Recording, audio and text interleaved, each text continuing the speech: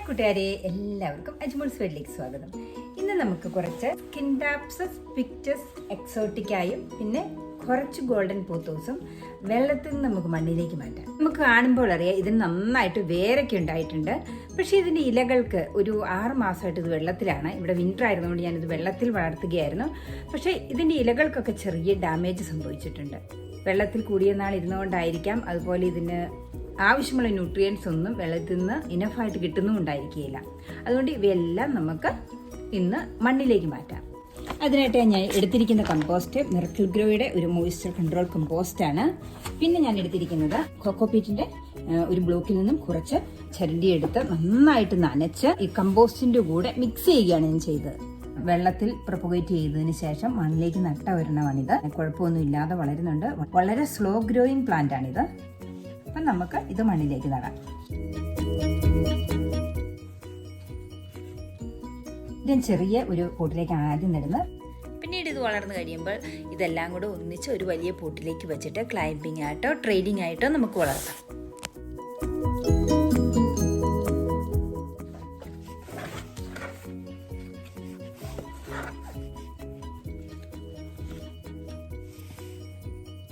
ഇത് സക്സസ്ഫുൾ ആയിട്ട് നമ്മൾ മണ്ണിലേക്ക് മാറ്റിയിട്ടുണ്ട്. ഇനി നമുക്ക് ഗോൾഡൻ പോത്തോസിനെ മാറ്റാം. ഗോൾഡൻ പോത്തോസിനായിട്ട് നമുക്ക് വലിയൊരു പോട്ട് എടുക്കാം. ഇതിന് ഒരുവിധം നല്ല റൂട്ടുണ്ട്. പിന്നെ ഇത് ഒത്തിരി വലുതായിട്ട് വളരുന്നതും ആയതുകൊണ്ട് തന്നെ ഇതിന് നമുക്ക് ഇപ്പോഴേ വലിയൊരു പോട്ടിലേക്ക് നടുന്നതാണ് നല്ലത്. ഇതിനെ ഉദ്ദേശിക്കുന്നത് ക്ലൈമ്പിംഗ് ആയിട്ട് വളർത്താനാണ്.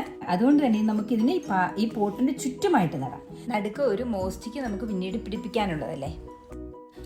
അതിനായിട്ട് നമ്മളിപ്പോൾ ഈ ബക്കറ്റിൽ മിക്സ് ചെയ്ത് വെച്ചിരിക്കുന്ന നമ്മുടെ പോട്ടി മിക്സ് ഈ പോട്ടിലേക്ക് മാറ്റാം. എപ്പോഴും നമ്മൾ നടുമ്പോൾ ഇത് നിറയ്ക്കാതിരിക്കുന്നതാണ് നല്ലത്. കാരണം കുറച്ചുകൂടെ കഴിയുമ്പോൾ ചെടിയൊക്കെ നന്നായി വളർന്നു കഴിയുമ്പോഴത്തേനും നമുക്ക് വീണ്ടും ഫ്രഷ് ആയിട്ടുള്ള കമ്പോസ്റ്റ് ഇട്ട് കൊടുക്കാം. അതുപോലെ ഒരു 3/4 മാത്രമാക്കി കമ്പോസ്റ്റ് നിറയ്ക്കുകയാണെങ്കിൽ നമ്മൾ വെള്ളം ഒഴിച്ചു കൊടുക്കുമ്പം ആ വെള്ളം പോട്ടിൽ നിന്ന് നിറഞ്ഞ് പുറത്തേക്ക് പോകാതെയും ലീക്ക് ആകാതെയും ഒക്കെ ഇരിക്കും. പിന്നെ ഇതിനകത്ത് നമുക്ക് ഒരു ക്ലൈമ്പിങ്ങിനായിട്ടുള്ള ഒരു മോസ്റ്റിക്ക് പിടിപ്പിക്കാനുണ്ട്. കുറെ നാൾ കഴിയുമ്പോൾ ഇത് വളർന്നു വലുതായി കഴിയുമ്പോൾ. അതുകൊണ്ട് നമുക്ക് ഈ ചെടിയെല്ലാം ഇതിന്റെ സൈഡിൽ കൂടെ നമുക്ക് ഈ ഗോൾഡൻ പോത്തോസിനെ നടാം. നന്നായിട്ട് വേര് ഉണ്ടായിട്ടുണ്ട്. എല്ലാത്തിനും വെള്ളത്തിലിരുന്ന്.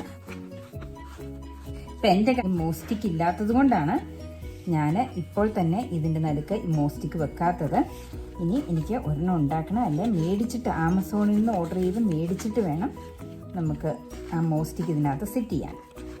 അപ്പം അതിനുള്ള സ്പേസാണ് ഞാൻ ഈ നടുക്ക് വെച്ചേക്കുന്നത്. അല്ലെങ്കിൽ പിന്നെ നമ്മൾ മോസ്റ്റിക്ക് പിന്നീട് നടുമ്പോഴത്തേനും ഇതിൻ്റെ സ്റ്റെമ്മേലോ അല്ലെങ്കിൽ റൂട്ടേലൊക്കെ ഈ മോസ്റ്റിക്ക് കൊണ്ടിട്ട് ചെടി ഡാമേജ് ആയാലോ എന്ന് കരുതി മാത്രമാണ് കേട്ടോ ഞാൻ ആ നടുക്ക് സ്പേസ് ഇടുന്നത്. എപ്പോഴും നല്ലത് നമ്മൾ മോസ്റ്റിക്കോട് കൂടി തന്നെ നടുന്നതാണ്. ഞാനത് ഇപ്പം കമ്പോസ്റ്റും കൂടെ ഇട്ട് ഈ നന്നായിട്ട് മണ്ണിനടിയിലായെന്ന് ഉറപ്പ് വരുത്തുകയാണ്. ഗോൾഡൻ പോത്തോസ് നല്ലൊരു എയർ പ്യൂരിഫയിങ് പ്ലാന്റ് ആണ്. അതുകൊണ്ട് തന്നെ ഇത് ഇൻഡോർ പ്ലാന്റ് ആയിട്ട് വളർത്താൻ ഏറ്റവും നല്ലൊരു ചെടിയാണ്. ഇതിനെ ഡബിൾ സൈവി എന്നാണ് പറയുന്നത് തന്നെ. കാരണം ഇത് വൺസ് പിടിച്ചു കഴിഞ്ഞാൽ പോവുകയില്ല. പക്ഷെ മിക്കവർക്കും നമ്മുടെയൊക്കെ ഇവിടെ പ്രത്യേകിച്ച് UK പോലുള്ള രാജ്യങ്ങളിൽ തണുപ്പുള്ള രാജ്യമാണ്. എല്ലാവരും ഈ ചെടി പലരുടെ ഈ ചെടി പോയിട്ടുണ്ട്. അതിന് കാരണം തന്നെ ഓവർ വാട്ടറിങ് ആണ്. ഓവർ വാട്ടറിങ് ചെയ്ത് കഴിഞ്ഞാൽ ആകെ ചെയ്യാൻ പറ്റുന്ന അതിൻ്റെ ചെടി ചുവട്ടിലെ മണ്ണെല്ലാം ഇളക്കി കളഞ്ഞതിന് ശേഷം പുതിയ ഫ്രഷ് കമ്പോസ്റ്റിലേക്ക് ഈ ചെടി മാറ്റി നടുക. അല്ലെങ്കിൽ കേടായി പോയ ചെടിയുടെ ഫ്രഷ് ആയിട്ടുള്ള ബ്രാഞ്ചസ് ഒക്കെ കട്ട് ചെയ്ത് വെള്ളത്തിൽ വെച്ച് ഇതുപോലെ തന്നെ വെള്ളത്തിൽ വെച്ച് റൂട്ട് ഉണ്ടായിക്കഴിഞ്ഞാൽ ഇതുപോലെ തന്നെ റീപോർട്ട് ചെയ്തെടുക്കുകയാണ് ചെയ്യേണ്ടത്. ഇപ്പോൾ നമ്മൾ നമ്മുടെ ഗോൾഡൻ പോത്തോസിനെ റീപോർട്ട് ചെയ്ത് കഴിഞ്ഞു. അതുപോലെ സ്കിൻഡാപ്സസ്, പിക്ടസ്, എക്സോട്ടിക്കയും റിപ്പോർട്ട് ചെയ്ത് കഴിഞ്ഞു. ഇത്രയും നട്ട് കഴിഞ്ഞപ്പോഴാണ് ഞാൻ ഇതിവിടെ വെള്ളത്തിലാണ് ഇങ്ങനെ വളർന്ന് പന്തലിച്ച് നിൽക്കുന്നതെന്നുള്ള കാര്യം ഞാൻ ഓർത്തത്. ഇത് കണ്ടോ, ഇതിനകത്ത് റൂട്ടെല്ലാം ഈ ബോട്ടിൽ നിറച്ചായിട്ടുണ്ട്. ഇത് ഈ വാസിനകത്ത് ഇരുന്നുകൊണ്ട് തന്നെ ഞാൻ ഓർത്തില്ല. ഇന്നലെയും കൂടെ ഞാൻ ഇതിൻ്റെ വെള്ളം മാറ്റിയതാണ്, എങ്കിലും ഞാൻ മറന്നുപോയിരുന്നു. അപ്പോൾ നമുക്ക് ഇതും കൂടെ ഈ അകത്തേക്ക് നട്ടു വെക്കാം. അല്ലെങ്കിൽ ഇതിങ്ങനെ അങ്ങ് ഇരിക്കും. ഇനി സമ്മറൊക്കെ വരികയായതുകൊണ്ട് ഇനി നന്നായിട്ട് വളർന്നോളും മണ്ണിൽ നിൽക്കുകയാണെങ്കിൽ. ഇപ്പം എനിക്ക് തോന്നുന്നു ഈ പോട്ടിന് ഈ വലിപ്പം പോരാ എന്ന്. കാരണം ഞാൻ ഉദ്ദേശിച്ചതിനെ കഴിഞ്ഞും തൈകളുണ്ടായിരുന്നു.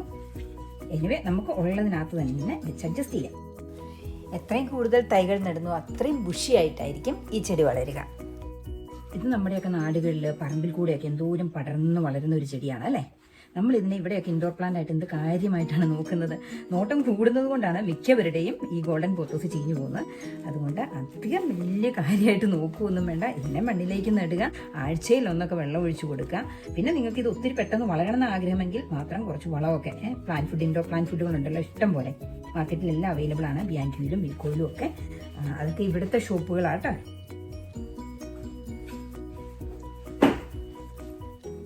നമ്മുടെ സ്കിൻഡാപ്സസ്, എക്സോട്ടിക്കയും ഗോൾഡൻ പോത്തോസും മണ്ണിലേക്ക് സക്സസ്ഫുൾ ആയി മാറ്റി കഴിഞ്ഞു. ഇതിന് ഇനി ഞാൻ പ്രത്യേകിച്ച് വെള്ളം ഒഴിച്ചു കൊടുക്കുന്നില്ല. കാരണം ഇതിൻ്റെ മണ്ണിൽ ഞാൻ നന്നായിട്ട് കമ്പോസ്റ്റ് ചെയ്യാൻ നന്നായിട്ട് വെള്ളത്തിൽ മഴവെള്ളം ഉണ്ടായിരുന്നു, മഴവെള്ളത്തിൽ നന്നായിട്ട് മിക്സ് ചെയ്തിട്ടാണ് ഞാൻ നട്ടിരിക്കുന്നത്. അതുകൊണ്ട് തന്നെ മണ്ണിന് നല്ല നനവുണ്ട്. അപ്പോൾ ഇന്നത്തെ വീഡിയോ ഇത്രയുമേ ഉള്ളൂ. Thanks for watching. ബൈ.